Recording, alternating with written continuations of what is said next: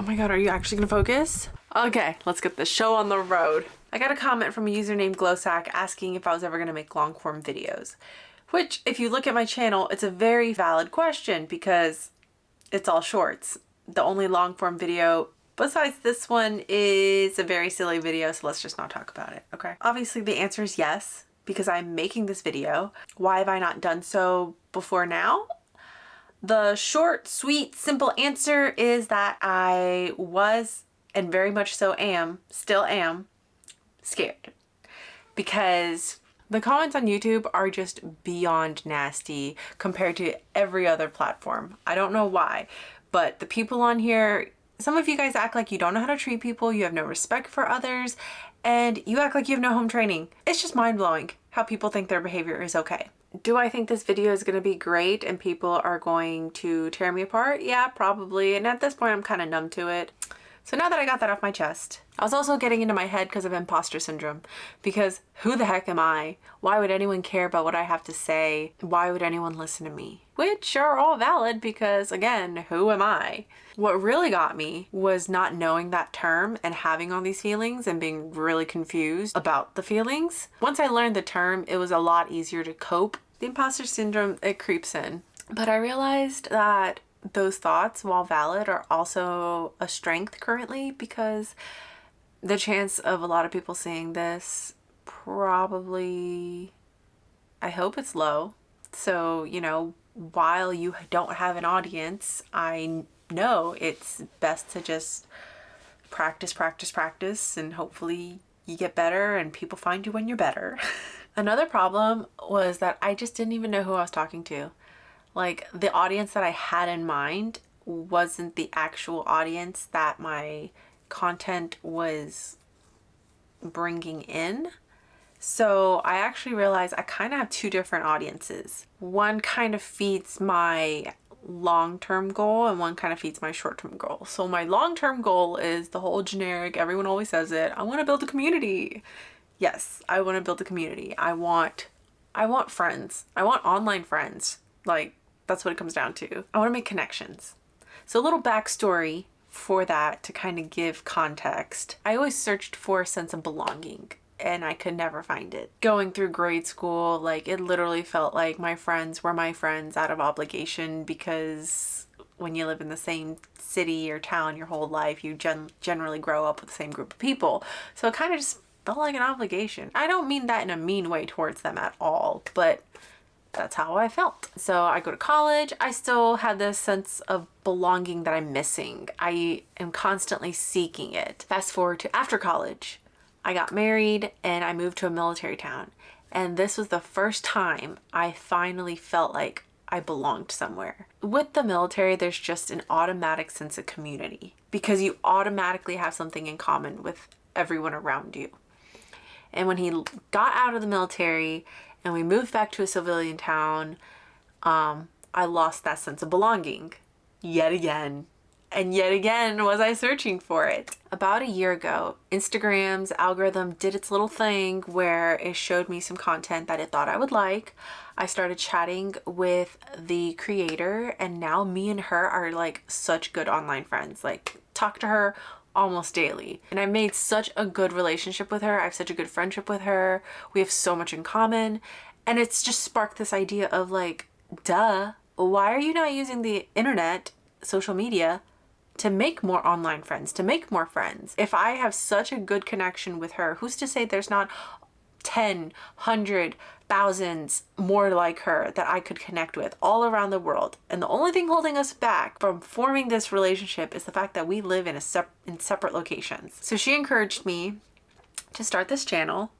Well, she encouraged me to start my Instagram, which was going to lead to this channel eventually. And here I am, thanks to her. So with the starting of this channel and brand and counts, whatever you want to call it, like, the audience I had in mind are the people that I want to be friends with. Like-minded people who are similar in age, similar experiences, similar interests. But I started realizing some of my content was actually being directed towards a different group of people. Then I realized, oh, I actually kind of have two different groups and I have to figure out how to direct content to them. I don't want to box myself into a niche per se, but I am primarily focusing on like the personal development side.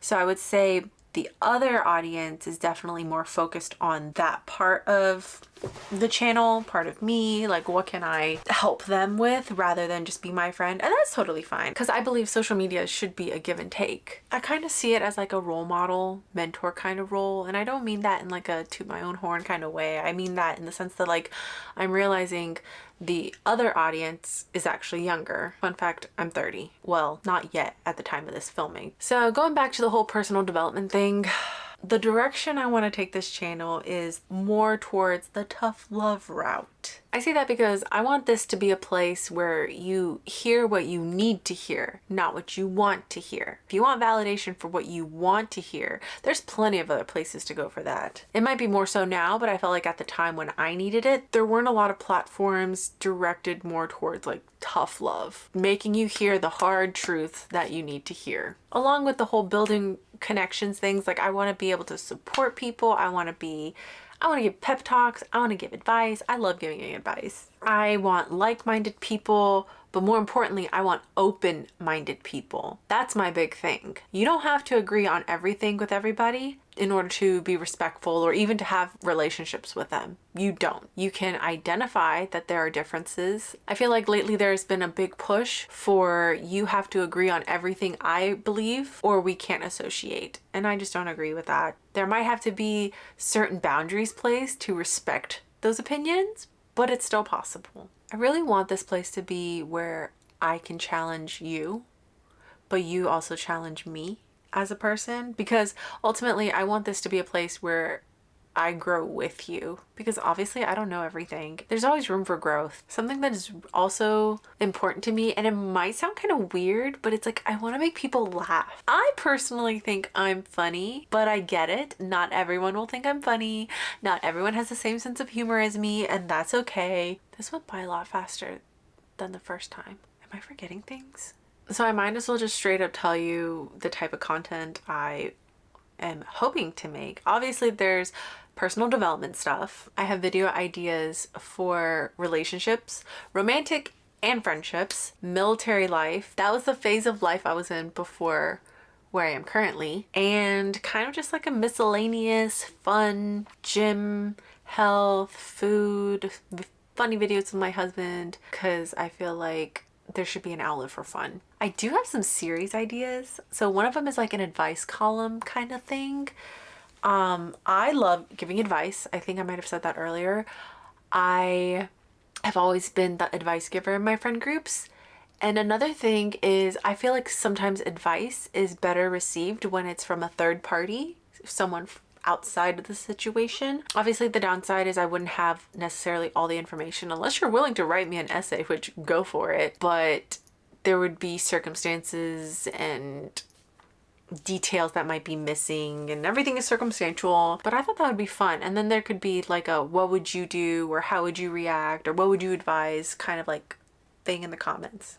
So that's something I am hoping to do. Another series I have in mind, see this one you'd have to know me and my sarcasm in order for it to be received well.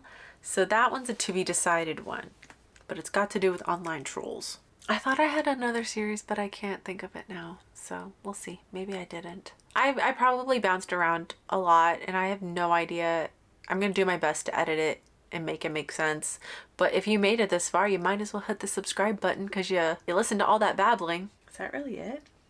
For real though, if you listen to all of that, like bless your ears. I'm sorry. But on the bright side, it can only get better, right? I can only get better. If there's one thing you take away from this video, I want it to be do something that scares you, because talking to this camera is scaring me shitless right now. Even though I've already done this like 4 other times today, and every single time the camera just wouldn't focus and I didn't know that until after the fact. Beside the point. But anything that's worth doing, it's gonna scare you. It's gonna be messy. It's gonna be hard. People are probably gonna make fun of you. That's just society now. But who cares? If they make fun of you, they make fun of you. You get the gratification of knowing that you still overcame your fears And there's a high chance that those people making fun of you have something holding them back and they're still too chicken to go for it. So with that, goodbye and see you next time.